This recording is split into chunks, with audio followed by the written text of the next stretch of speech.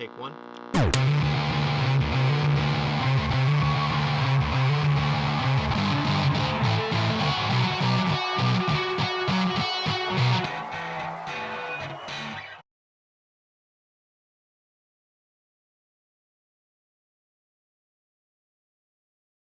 We're just getting the fourth person of our party. Okay, I can't see you guys, but can you see me? We don't have video, but we have perfect audio, so don't worry about video. Yeah. Okay. The audio will be enough. Okay.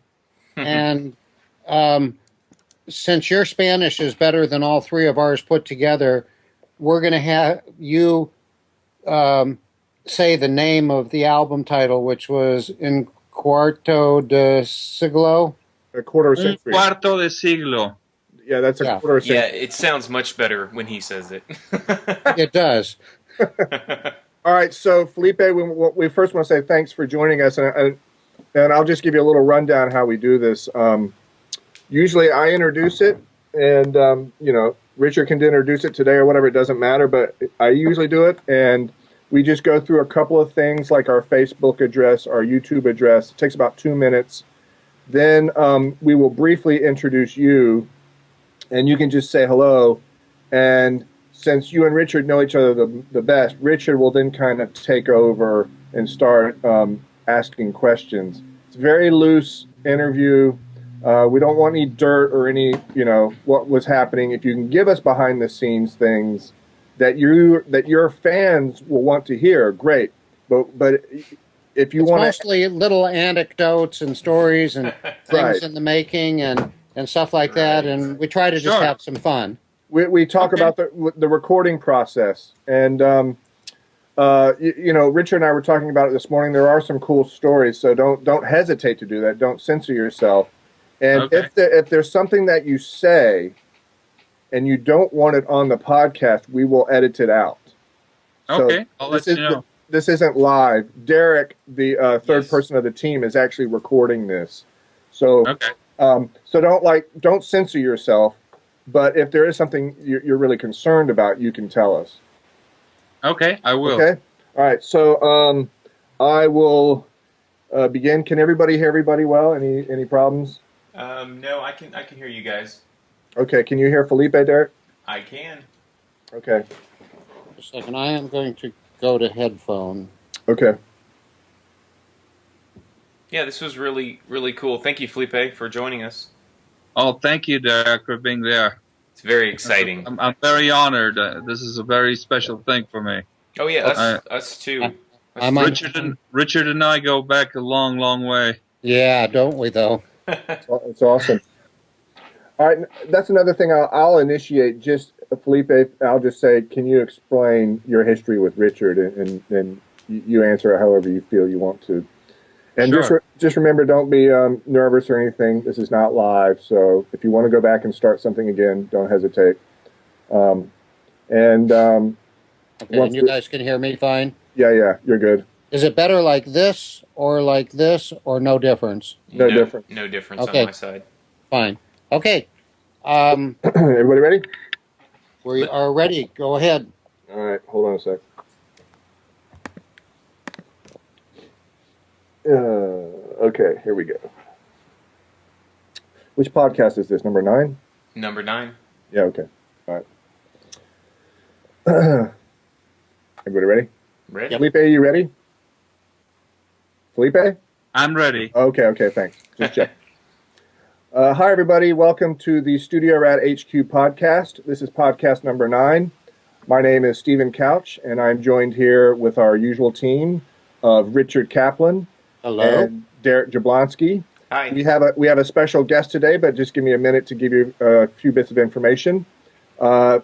These podcasts mostly have to do with a recording studio that Richard Kaplan ran called Indigo Ranch in Malibu, California, and we go over all of the artists that he recorded. There are a couple places you can hear this podcast or even download it. You can go to youtube.com/Studio Rat HQ and find all of our podcasts. As I said, this is number 9, so you can find all of our previous podcasts there. That is with audio and video, and if you just want audio, you can go to www.studiorat.com studiorathq.com and download and listen to the audio only. We are also on iTunes under Studio Rat HQ. That's 3 separate words. And if you would please, if you hear this, go to www.facebook.com/Studio Rat HQ and like us. And if you have any comments or questions, feel free to ask them at YouTube or at Facebook. That's STUDIORATRHQ, all one word. Right, exactly. Today we are going to go into a series of records that Richard either recorded at Indigo Ranch or on location with an extremely well-known Mexican band called El Tri. Today we are honored to have the guitarist, one of the guitarists for El Tri, but he also handles a lot of the arranging and production duties for that band. His name is Felipe Souza. Felipe, are you there? Yeah, and actually it's Souza. Oh, Souza, my apologies. So Felipe Souza is joining us for this conversation. We are going to talk about one particular record that he and Richard collaborated on. It's called Cuarto De Siglo, although I would prefer Felipe to pronounce it. How do you pronounce that record correctly? Cuarto De Siglo. Thank you very much. Much better. It's a double live CD recorded in Mexico, in Mexico City. Is that correct? Yes. And in case you are not familiar with El Tri, they are known as the Rolling Stones of Mexico, one of the most popular acts ever to come out of Mexico. That's right. Actually, we used to like to call the Rolling Stones the British Tree. Yes, exactly. That's great. Nice. So, Richard and Felipe, how did you two meet? I mean, what happened prior to, is this the first collaboration you worked on, or were there other records? Oh, there was a live album. We go back a ways. Okay. Yes. Felipe and I are more than just co-workers. We've become quite good friends over the years, and I'm outfitted differently than I would be for most podcasts. Right. You'll noticed I have a leather hat on, which Felipe brought me as a present to Indigo Ranch when we were working on one of the albums. And I'm also wearing an El Tri t-shirt. And notice that my jacket is a leather jacket with the name Alex on it, which was given to me by Alex Laura, the singer of El Tri. And on the back, it has Nice. the El Tri logo. Awesome. So That's very cool. I'm fully. I normally wouldn't do this for anybody, but El Tri holds a very dear spot in my heart, and Felipe is a major part of that. Mm-hmm. Felipe was oftentimes the one, as the band was progressing in their English abilities, Felipe was already there. Right. Felipe, are all of the El Tri albums or songs all in Spanish? Yes. Yes. So Yes. for those of you that usually listen to this podcast, this is a Spanish-speaking group, and as I mentioned before, they're extremely popular, so hopefully we can attract a bilingual audience today. You are the guitarist. Is that lead or rhythm or both? I was both, and I was with El Tri from 1991 to 1994. Okay. El Tri has a 45-year history span. It started in 1968, and it recently celebrated its 45th anniversary last year. Oh, okay. Wow. And about an equal number of albums under their belt. Right. 10 of which I worked on. And I've mentioned in other podcasts when somebody asked me what were my favorite bands to work with, and I would always put El Tri up in the top 3 for several reasons. One, I love the music. Secondly, when they came up to Indigo, they were a group that wanted to have fun, not to pick you apart and play a game of superiority. I'm the artist, you're just working for me. And we had good food, we had good laughs, we had just adventure after adventure. And Felipe, I would have to say, was just a great friend. And then he picked up the guitar, and all of a sudden I realized why they had added him in, because the first couple of albums I did with El Tree, he was not with them, although I think you were friends with them back then. Yes. But then all of a sudden I saw, here's this guy that can play stuff that they've never played before. Well, Felipe, is it accurate to call the El Tree music kind of blues based, or I mean, are you a blues guitarist? It is rock and roll and blues based, both of them. Yes. How did you, Felipe? This is Derek. How did you get on with El Tree in '91? Well, it's a very special history. At that moment of my career, by the way, I have a 30-year-old session musician career. And I happened to be on projects. And at that time, I was signed with Polygram Records with a duet I had, which was called Blah, Blah, Blah. Okay. We had our first album reached the #1 in the Nielsen charts for 3 weeks with a hit single. Okay, and we were pretty famous at that moment in time. But we were on the third album, and I was not particularly happy with the music we were doing. We were teeny boppers basically, which was Let me add in at this point, Felipe is a perfectionist of the best kind. Not the crazy kind of perfectionist that drives you nuts, but the perfectionist who plays his part and smiles and is done. Right. Nice. So Thanks. Felipe, you were yeah, and it was a moment that I was not happy with Polygram or with blah blah blah or with my manager, and it happened to be that I got the call from Rafael Salgado, or WIA as we call him. okay. When Warner was Warner Electric and Warner Electra and Atlantic, we call him the WIA because he used to work there. He's the harmonica player. And he gave me a call at the same to let me know that I was invited to an audition with El Tree. Rafael and I go back a long, long way. I used to see him play at clubs in Mexico since I was a teenager. Oh wow! Rafa's an amazing Because I used to go to see player. a guitarist called Pepe Musel, and he played with the same artist called Paco Grexo. Okay. And so I called Alex, which I knew by then, and I auditioned, and I remember it was 2 people auditioning, and I always do this trick.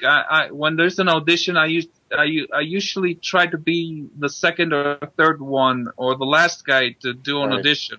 Right. So I can see what the other guys are doing. Yeah, of course.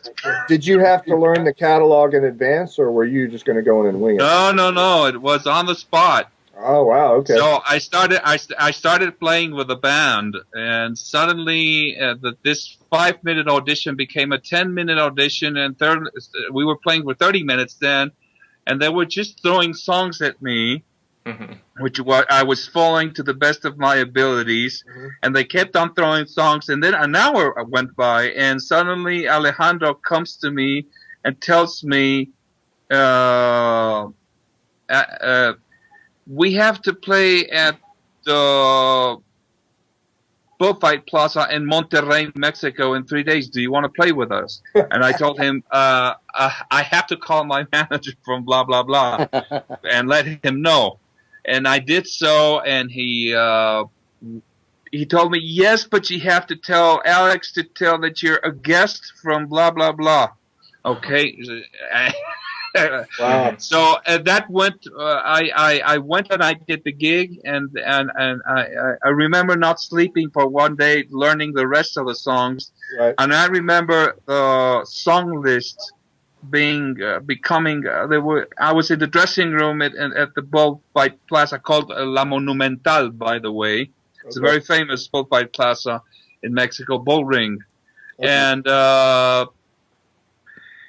We were in the dressing room, and he was telling me the names of the songs and where the solo was and the key of the solo. And suddenly, I walk on stage, I look at the list, and it was black.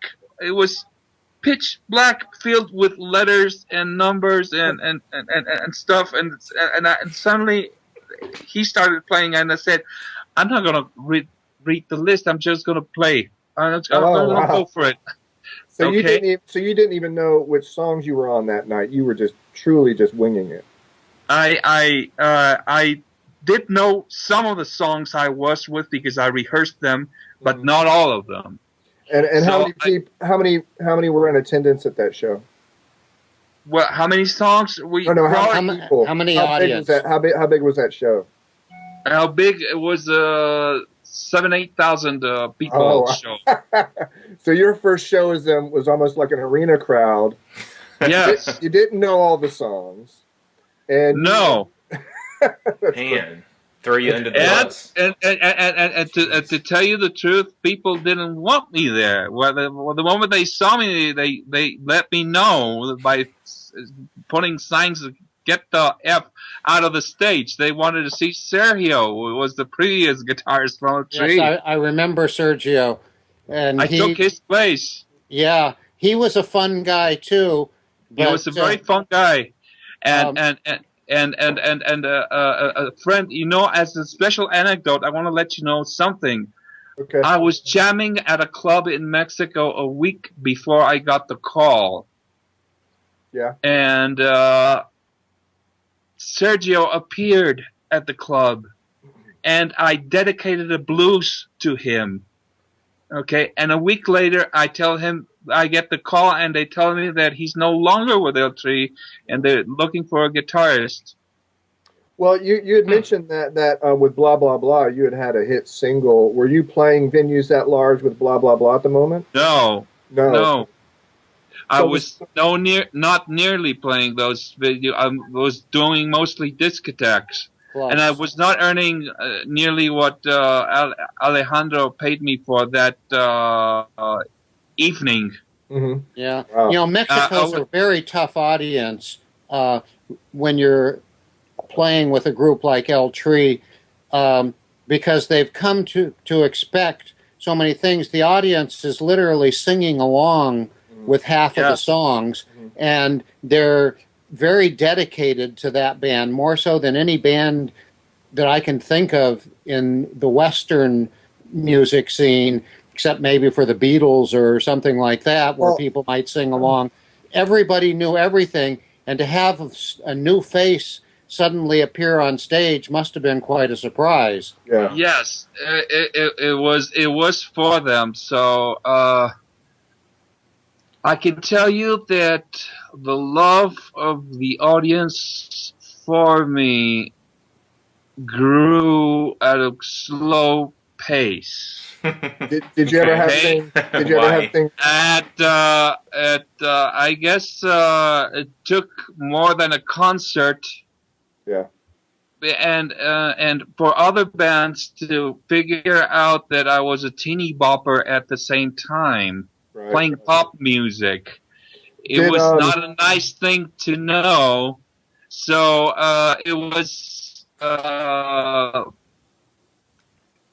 There came a time in which I had to take a decision because Alejandro forgot to mention my being a guest from blah blah blah in a TV show, and I got a call from my manager, which was very angry. Uh-oh. A week before that, we had signed our retirement letter from Polygram, so we were no longer in Polygram.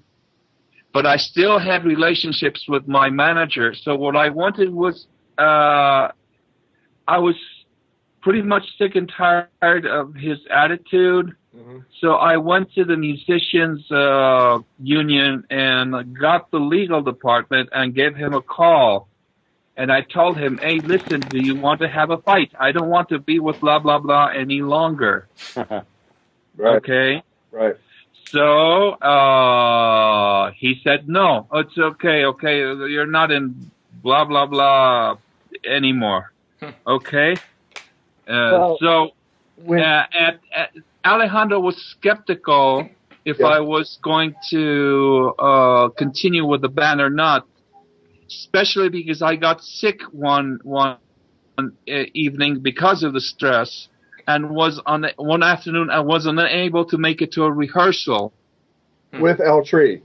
With El Tree, yes. All right, so let's go back for a moment there, Felipe. When you and Richard as well. Derek and I are also musicians, and we played many live shows as well. When you talk about a hostile audience, are you talking about things being thrown at you? Are you, dealing? Things were thrown at me during my whole stay with El Tree because the audience, not only at me, at everybody in El Tree. Okay. And it doesn't matter where we played. You want the Chicago amphitheater? Pieces of stage were being thrown at us. Oh, man. In Chicago. And I remember the stage manager from Chicago telling me that the Rolling Stones had played. They know that we were called the Mexican Rolling Stones, but the Rolling Stones had played there, and none of that stuff happened. El Tree concerts can be quite something. Yes. I've been in on a number of them. One of the things that was interesting, you mentioned Polygram. I remember the first time I came down to Mexico City. Most of my work with El Tree was done in the studio in Malibu, California, Indigo Ranch. But I remember coming down, my first visit down there, and we were working in Polygram Studios because I believe El Tree was it my second? Yes, your first visit was to a studio called Kaina.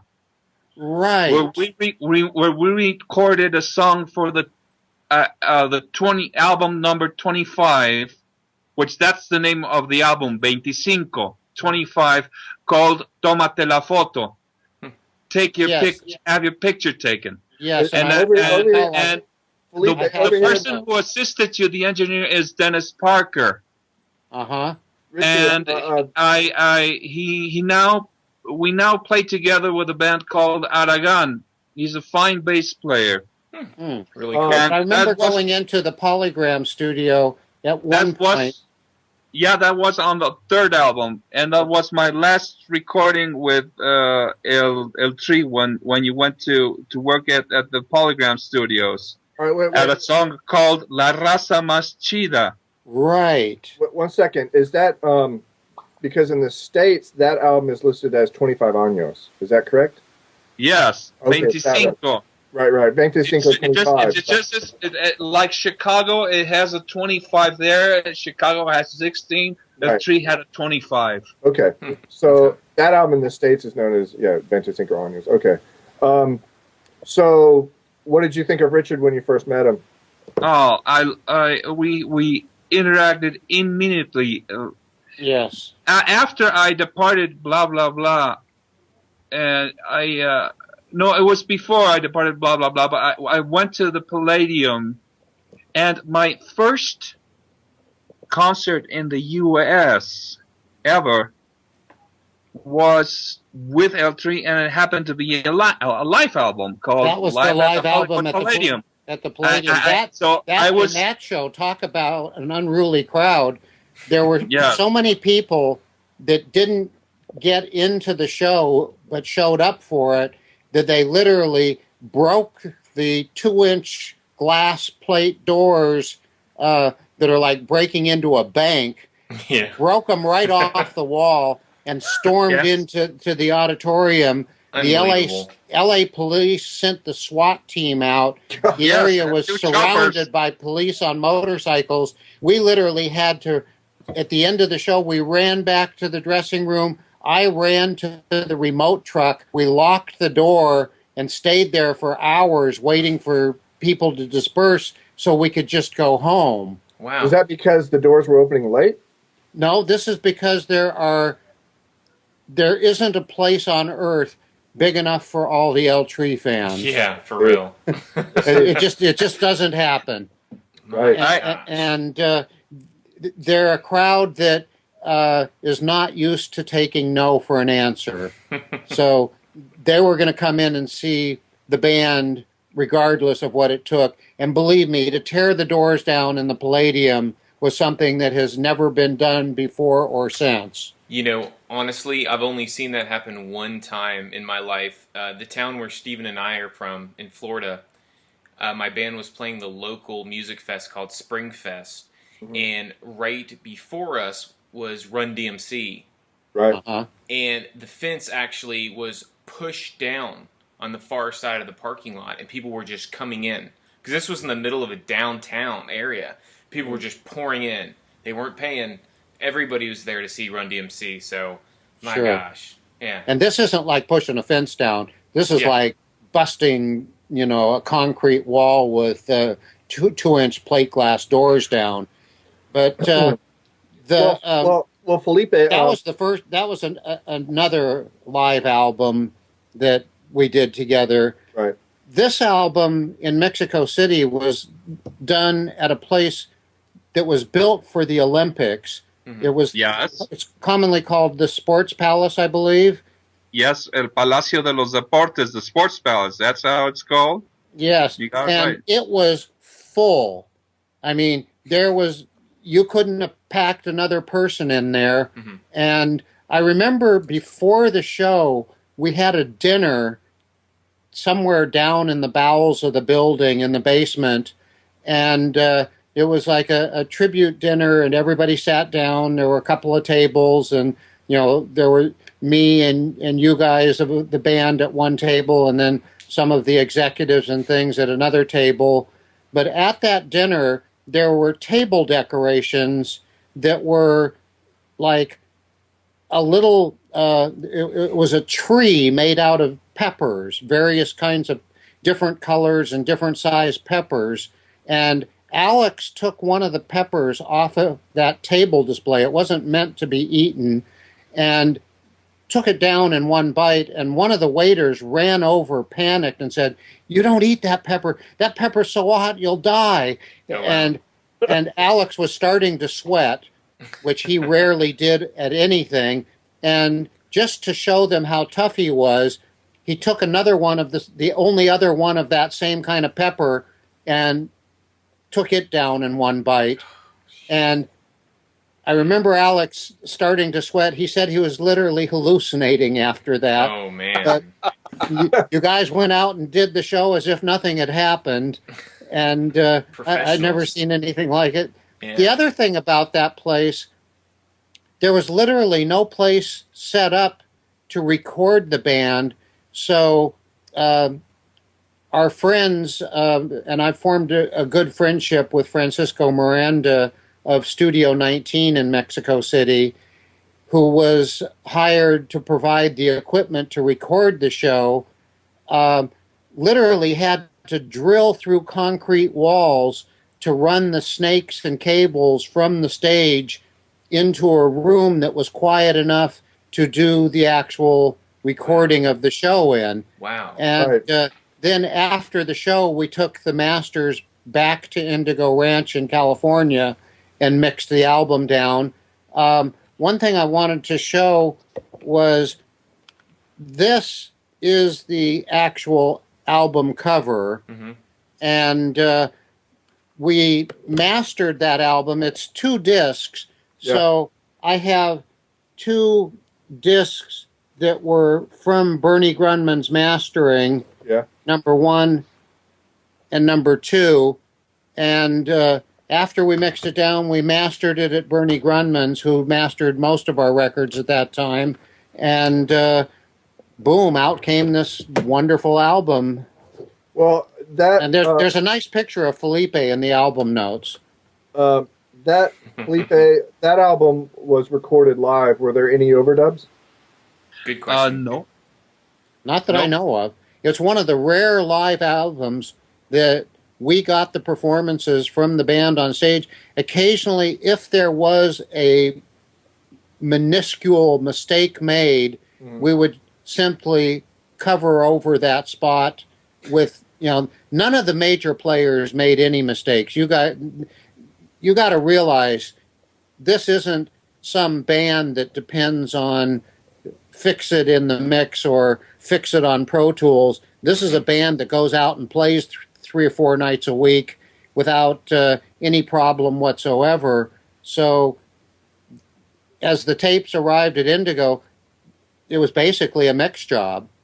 That's interesting because most, if you, the listener, aren't aware, most live records involve a lot of overdubbing. Oh, yes. Severe. And so to have I've this worked live, on a number of those albums.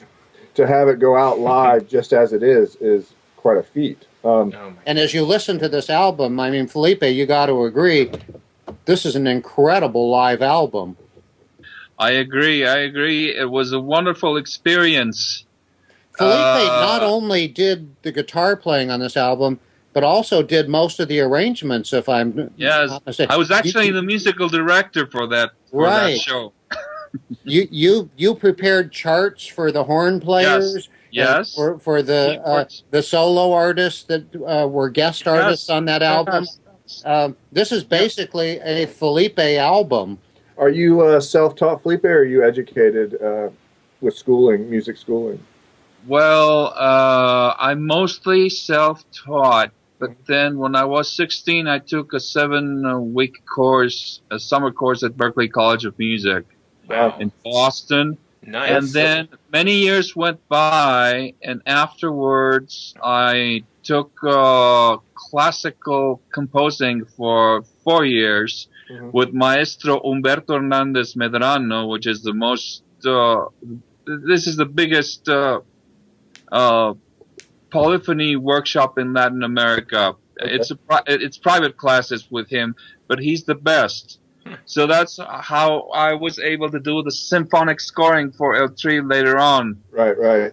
Because even on the albums, Felipe was always, if there was ever a problem spot in a song or something like that, Felipe was the genius who would create the right way through the transitions from verse to chorus or something if there was some odd chord that needed to be addressed or anything like that. Felipe, tell us a little bit about your live rig at that show. Do you remember what you played and what you used? I was very straightforward. That's the way. As a matter of fact, that's the first thing. The first phrase I told Richard when I met him at the stage at the Palladium. I told him, I'm a session musician and I'm running it straight to the Marshall. Okay. And he answered back, what you see is what you get. that was my sound with El Tri. I used Marshalls back then, and what I did is I put the drive up high and used and the volume up high, and used the guitar's volume knob as a cleanup or expression knob between clean and distorted.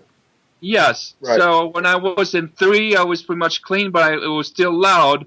So I would do the rhythm playing around 4 or 5 or 6, depending on the song, and then I would go way to 10 for the solos.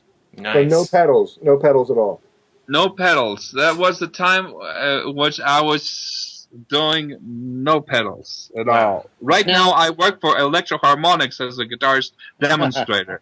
But back then I didn't use any pedals. Remind me if I'm wrong, but I recall at some point you coming into Indigo, might have been on the 2nd or 3rd album, and you had a device with you that I had never seen before. I think you were the first person that I ever saw use a processor made by the company Zoom.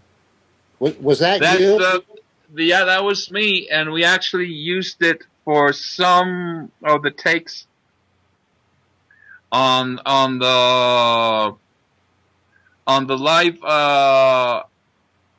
on the first album, Mhm. that studio album that I did, that was indocumentado, Right. which means illegal alien, Right. no papers. And also we did add one solo that Alex. Well, that's about the only thing we put in at not at the Sports Palace, but at the Palladium album. Mhm. There was one solo Alex wanted in the place, and he called me and he told me, I want you to play a solo there, and I took the Zoom out and I did it with the Zoom Yeah. No amps. straight to the board. Wow. Yep. With the Zoom had a speaker emulator Right. at that time, and it was one of the first devices to have a speaker emulator. It was one of the At first that time. devices to have many, many, many effects Do you in one remember the box, model? digital In one effects. And Felipe was the first person that I ever saw with anything like that. And me being in the studio 18 hours a day for most of my life, it was really a treat to see something new. In fact, I didn't trust it at first. Do you remember the model? Yeah, the model.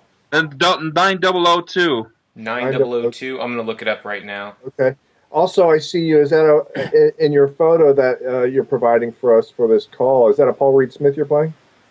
No, that's actually Farida. It's made in China.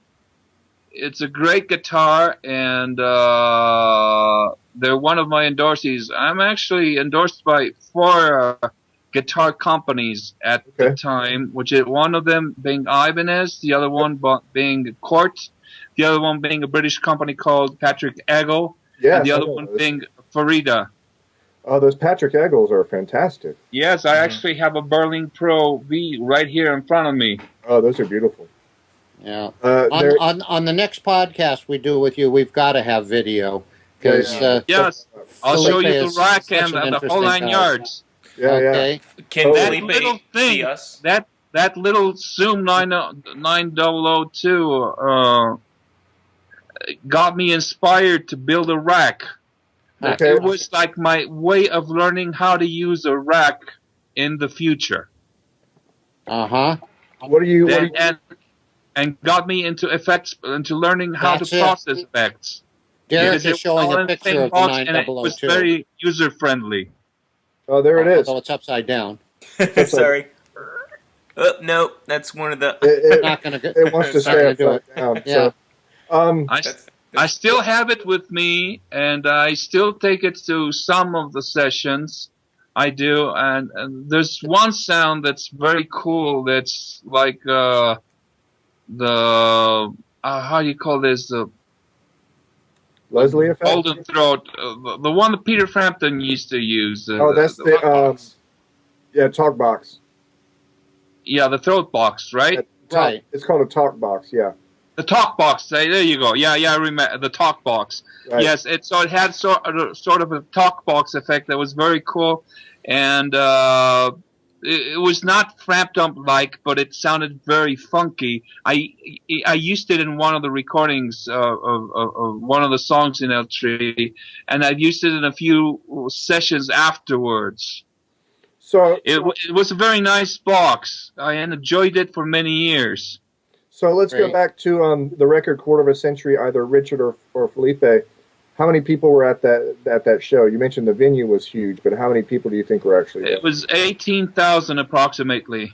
18,000. So Felipe and Richard, you're backstage, you're about to go on. What is everybody feeling before playing for an audience like that?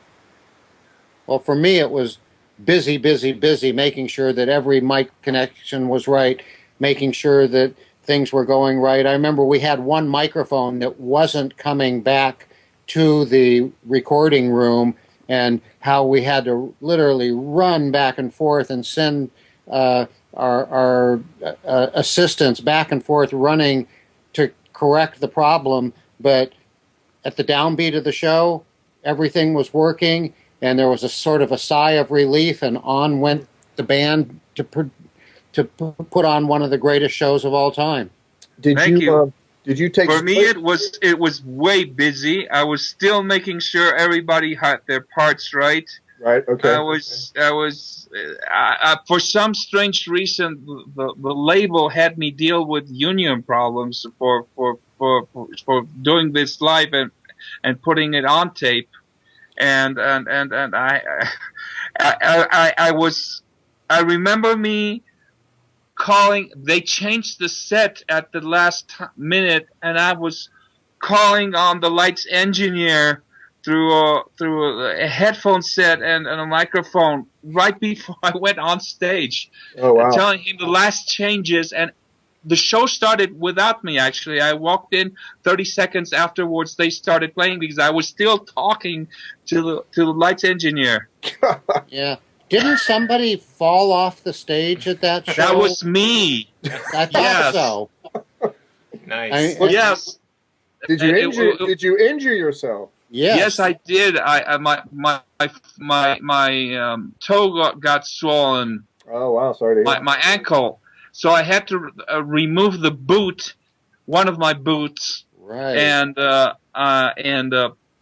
continue doing the show with a tennis shoe and a boot.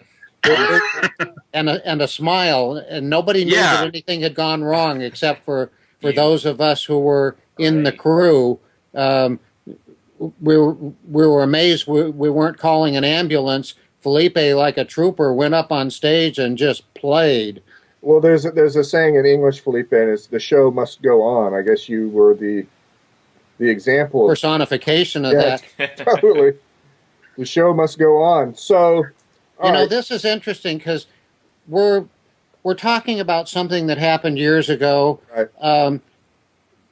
We're not teenagers, so there's a mixture of fact and fiction in all of these podcasts, but it's as well as our memory serves us, and our memory is serving us pretty well on this concert.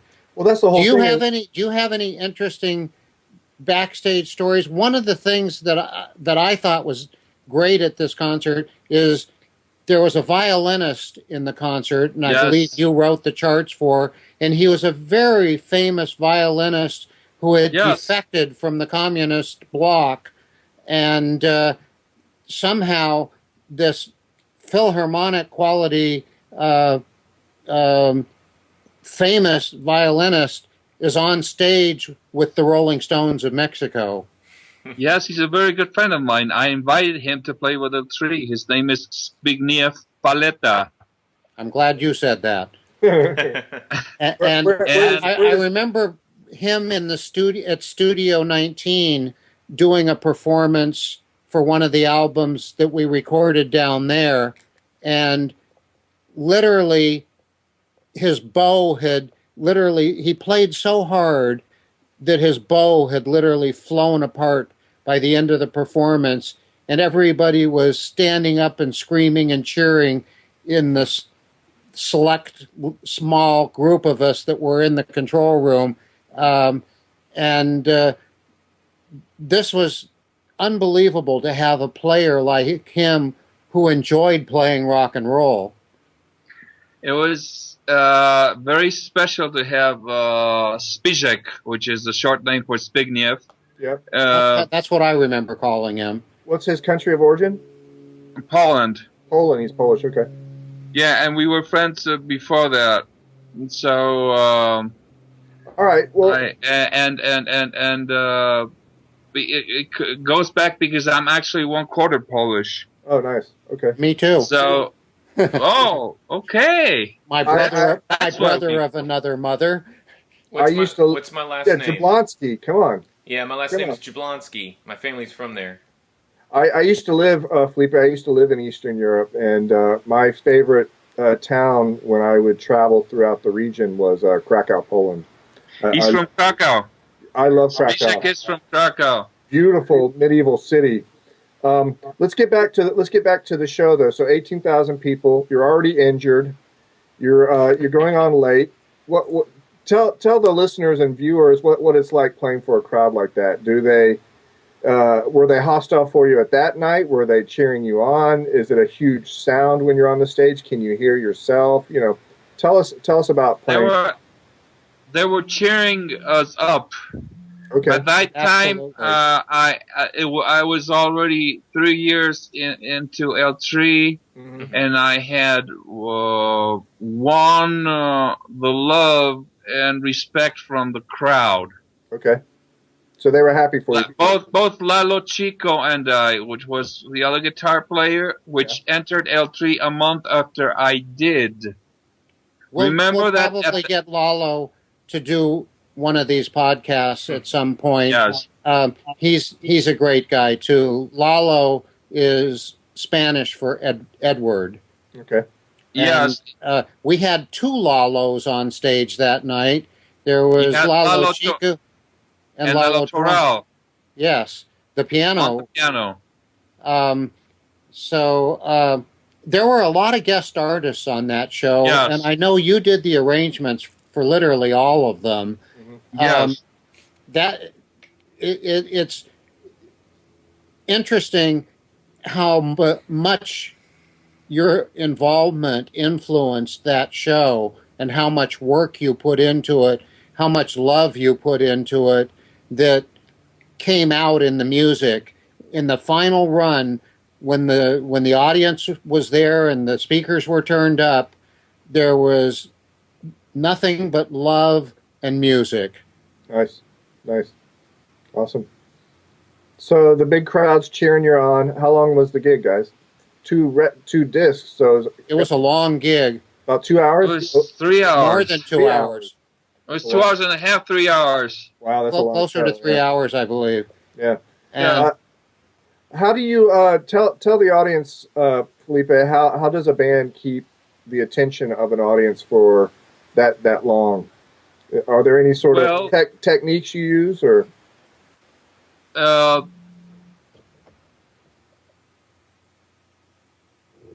Hello?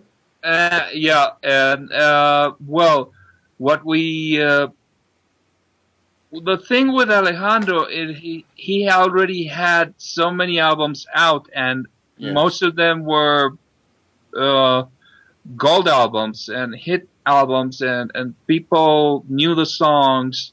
So basically, what the technique is to play the songs that people want to hear. Mm-hmm. Yes. Well, as the arranger, what you have to worry is when you have one album out and you got only 10 songs, and you got to fill out an hour and a half of your playing. Right. No, they never had that problem. There was a surplus of songs to play. It's funny you mentioned that all their albums were gold. It's one of my big regrets. It's one of the few bands that I recorded. You notice there's a couple gold albums in my background and Steven's background, and if you could see Felipe's background, for some reason we weren't able to get his video on this. There are gold albums in his background. It's one of the few albums that I recorded that had gold albums where I never got a gold copy, and that they were promised to me at one point. I'm not saying this as sour grapes, but I sure would love to this day to have some of the gold L3 albums that I worked on, because they were such an important part of my life, even compared to the gold albums that I have hanging.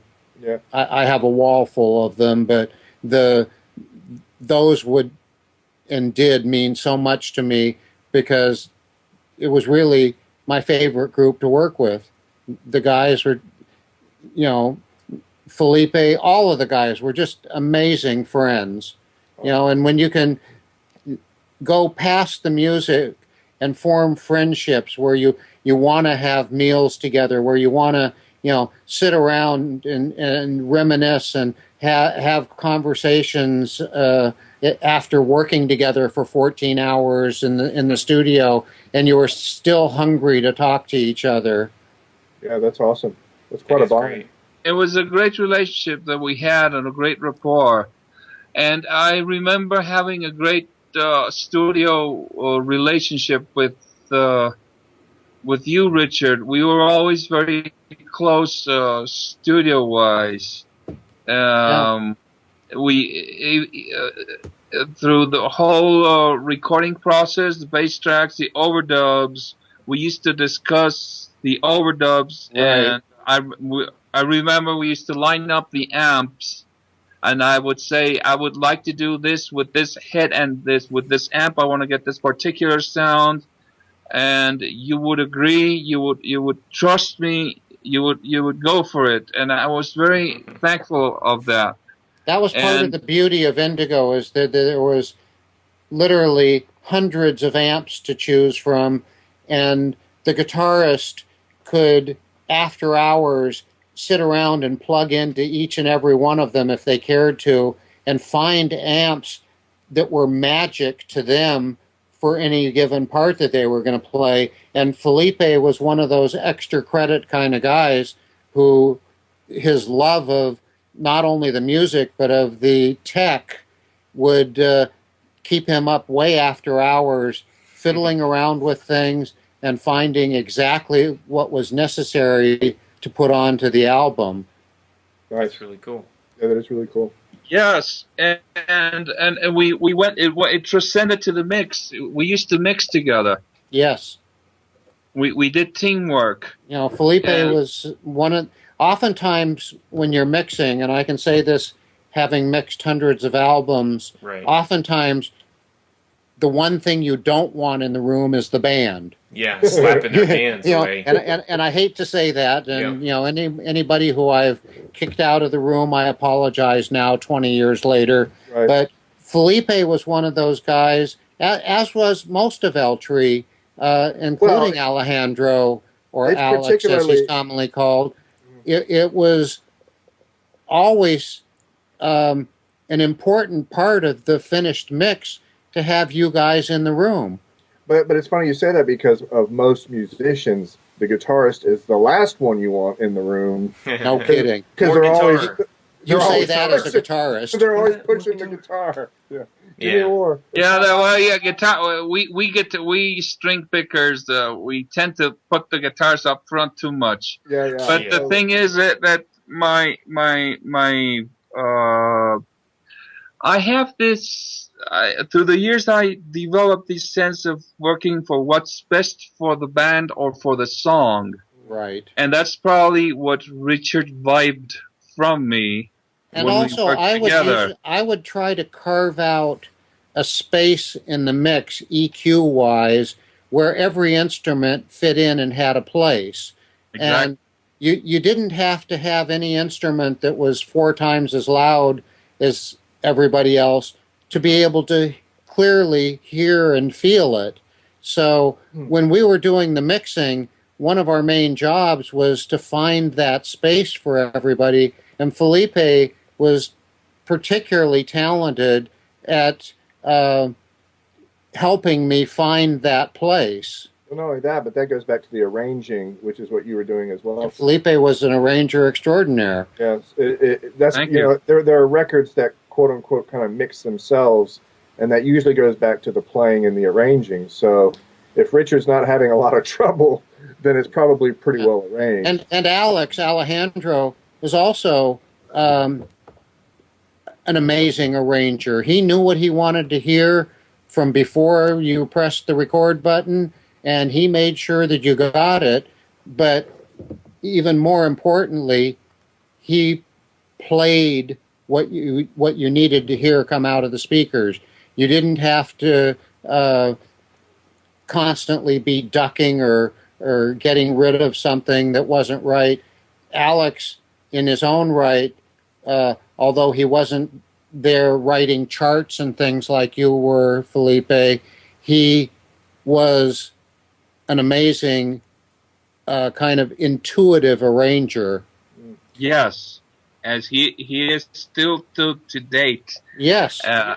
He is he knows what belongs to what song and what to leave out. Right. And Yes. he'll tell you straight to your face, I don't like that part. It doesn't work for the song. Think of another part. Yep. Wow.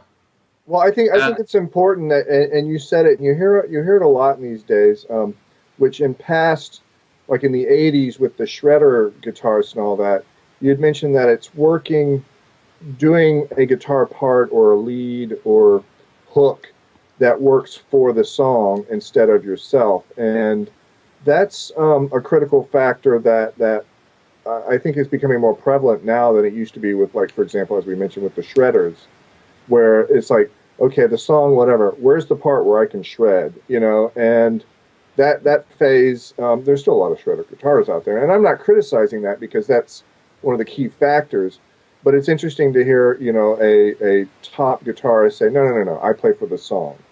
It was interesting, even listening to the Grammys the other night, where they were doing the 50-year tribute to the Beatles, you could hear the difference between the guest appearances by guitarists who were playing the part that was necessary for the song, and the guitarist who was trying to get that extra lick in and have that extra 2 bars at the end that were like a little outro guitar solo and stuff like that had nothing to do with the song.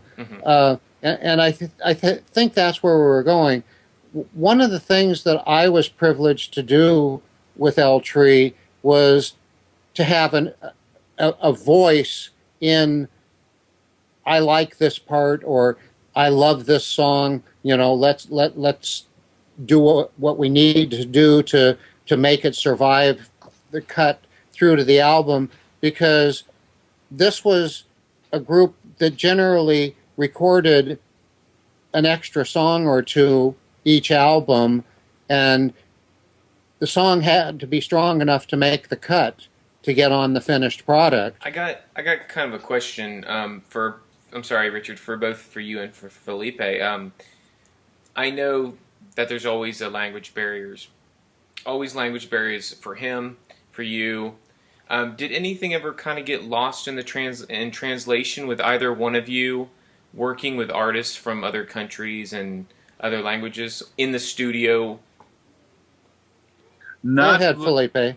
Not in Indigo Ranch, because Alex was fluent in English, and so am I, and we translated for the rest of the guys in the band. Cool. So we worked like a team, and if anything got lost during the translation, it got corrected right away. Mm-hmm. Right. Okay.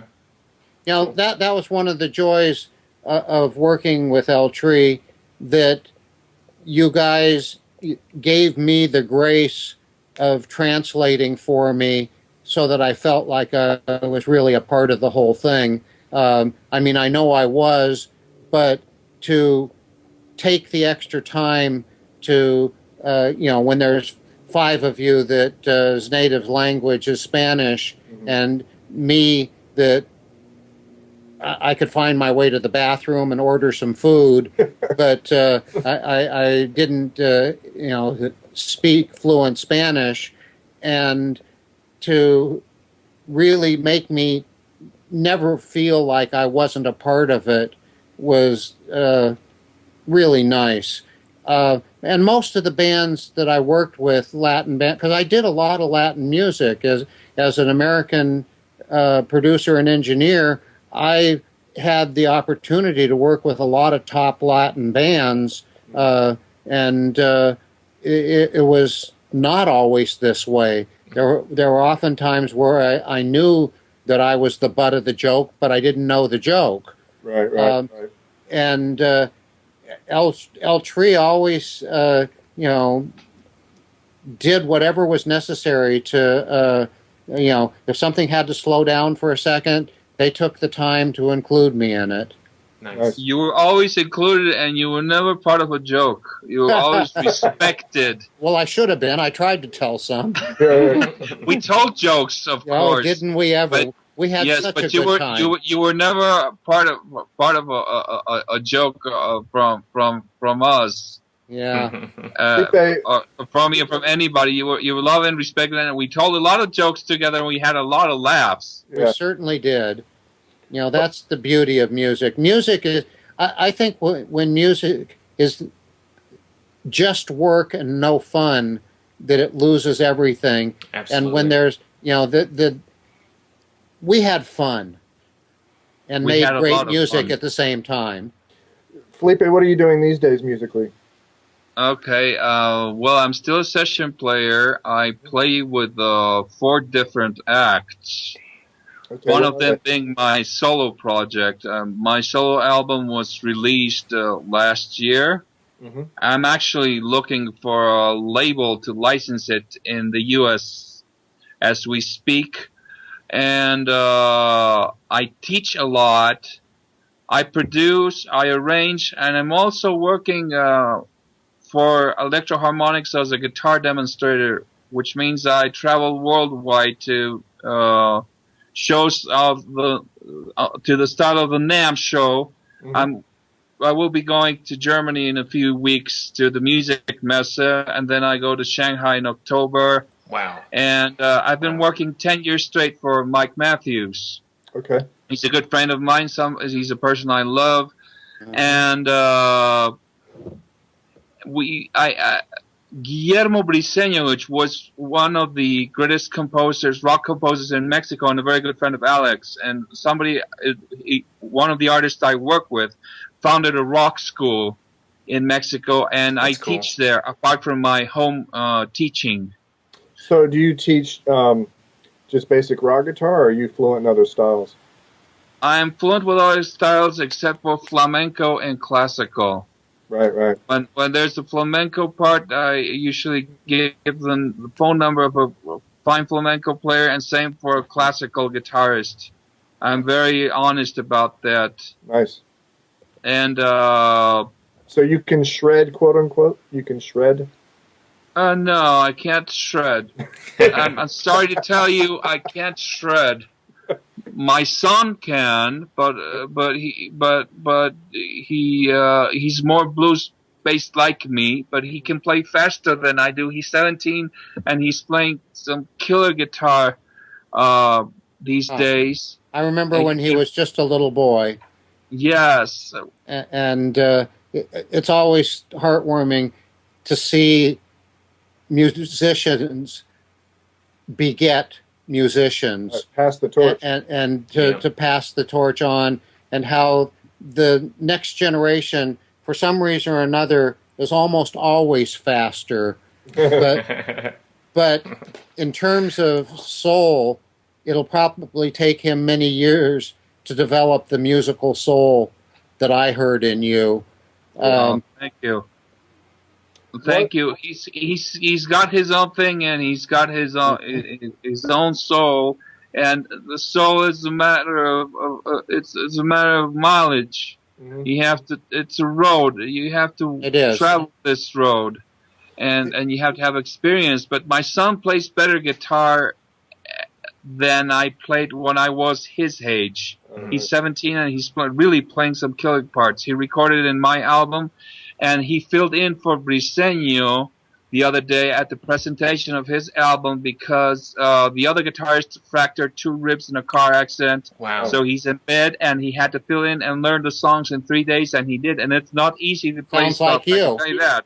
Yeah, Sounds just like his dad. Yeah, that's you awesome. know, you mentioned Electro-Harmonics, which in my later part of my career became such an important thing, making custom guitar pedals in the Indigo shop. And for literally most of the heavy metal bands that I worked with in the late 90s and on into the beginning of this century, I would make at least one pedal for them to use on their album that was unique to them and no other group would ever use. And I have a huge storehouse of parts that I accumulated in these endeavors, and I was uh, considering as I get older that I'm probably not going to use a lot of them. So I did an inventory of my transistor collection.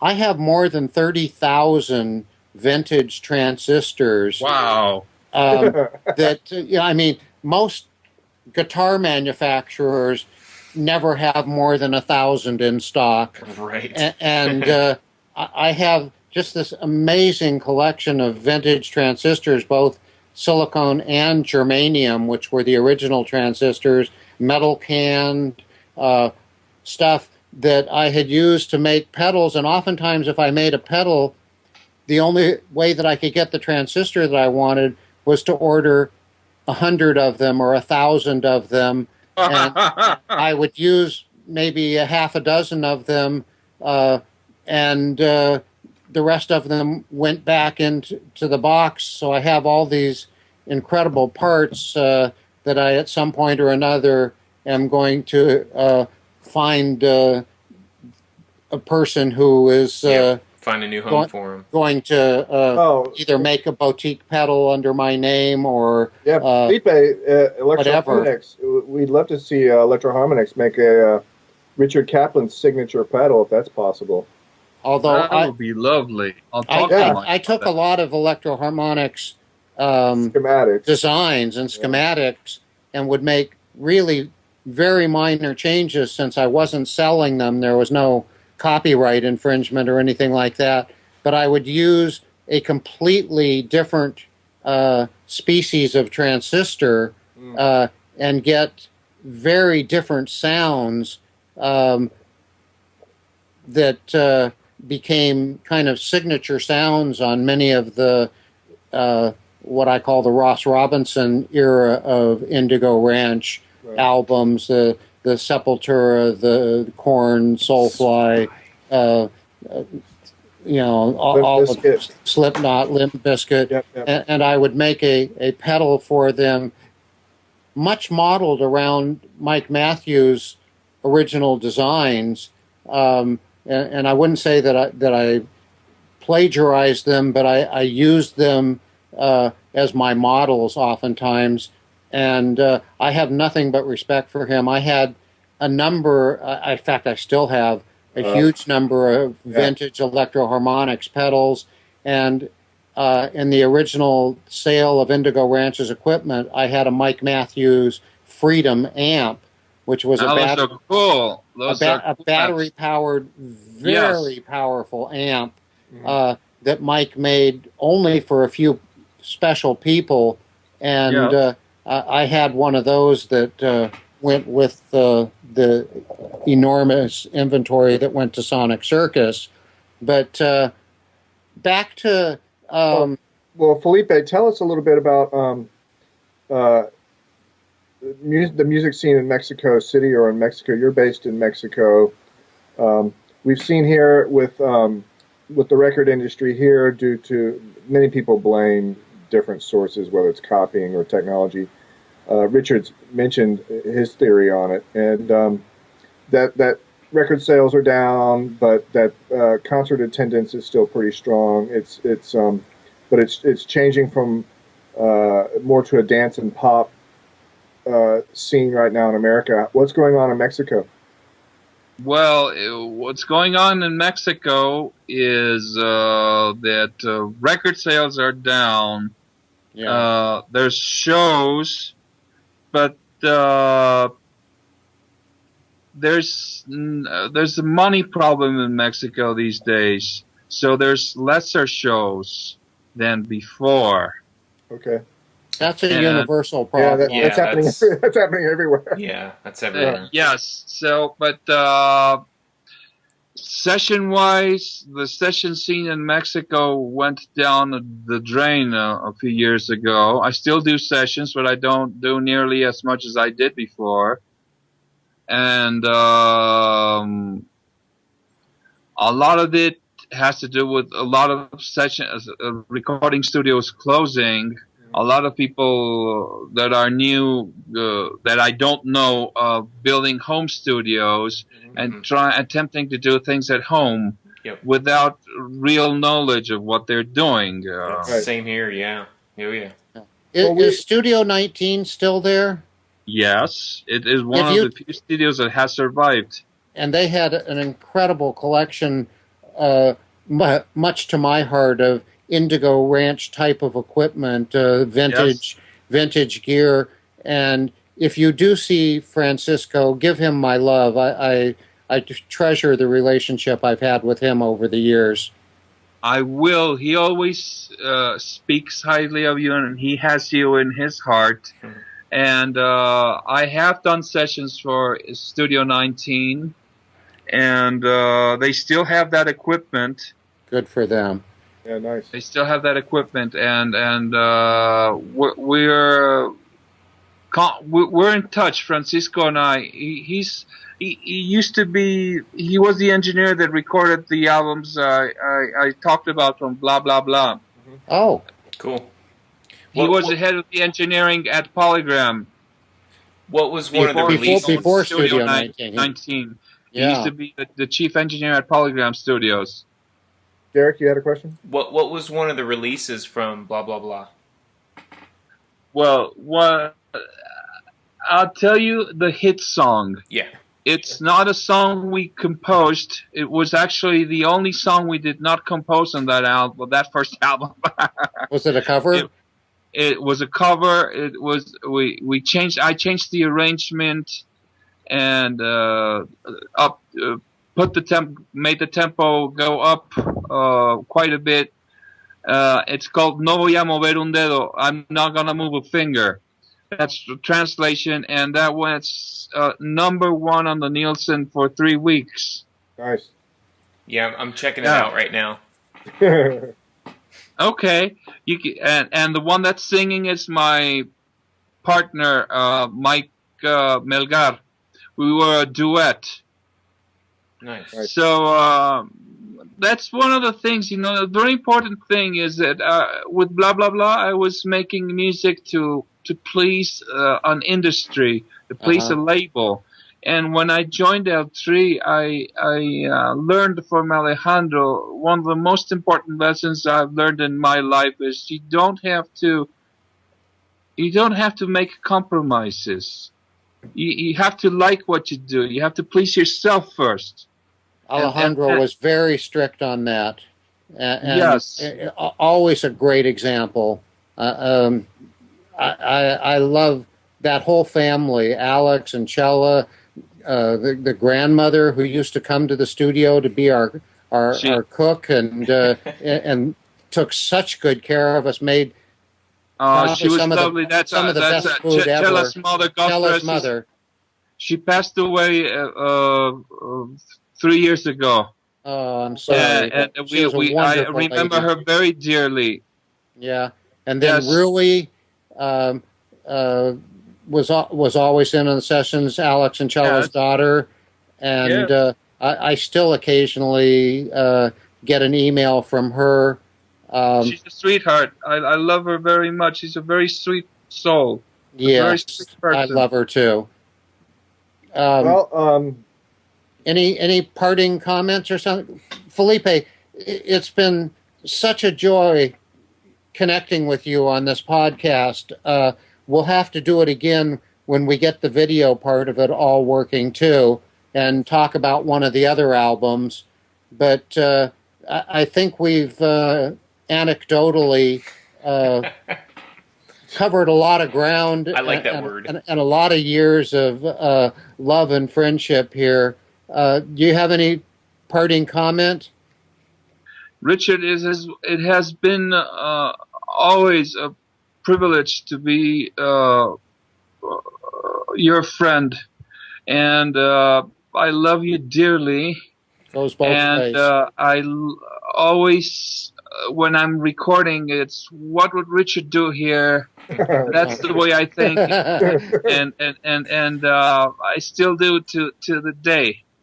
Okay, and I want you to know that dearly, and have that in deep of your heart, because you are one of the very special persons in my life. Thank you. It goes That's what I both had ways. to say. And I'll tell you what Richard would do always is what was right for the song. Awesome. That's right. That was my guiding light, was what does the song need, not what does Richard need, or what does my ego need to put out there, or what piece of equipment or am I advertising. To me, it was the music and the band were dear to my heart. That was something I cherish from Richard, because I have the same way of thinking. We share we share ways of thinking. That's why we're so close. Mm-hmm. Nice. Well, anyway, much love to you and to everybody in Mexico and the fans of El Tree and the rest of the band, who I hope to connect with on future podcasts. But it's been a privilege and an honor to work with you over the years. We're going to sign off now. Any parting things that you need to say, Stephen? Sure. I'd like to first say thank you to Felipe for joining us, and thank you, Steve. We will. My pleasure. We will just review a couple of things here where you can either watch or listen to us and keep in touch with what we're doing. The name is Studio Rat HQ. You can get the audio to this podcast and download it. It's free at studiorathq.com. And if you will like and follow us on Facebook, that is facebook.com/Studio Rat HQ. Now, Studio Rat HQ is one word, all small letters, STUDIORATHQ. Right. And on YouTube, same no thing. Spaces. YouTube.com/Studio Rat HQ. As Felipe mentioned, he saw in Mexico, and same here in America, is a lot of people are doing, leaving the recording studios and trying to do it at home. Yep. And one thing that we released a video 2 days ago on the Facebook page, and we are working on creating more of them, and that is with Richard teaching you his recording techniques using consumer-grade quality equipment. In other words, stuff that you can buy at your local music store. It doesn't cost an arm and a leg. You don't have to have the mega bucks like Indigo Ranch or perhaps Felipe does.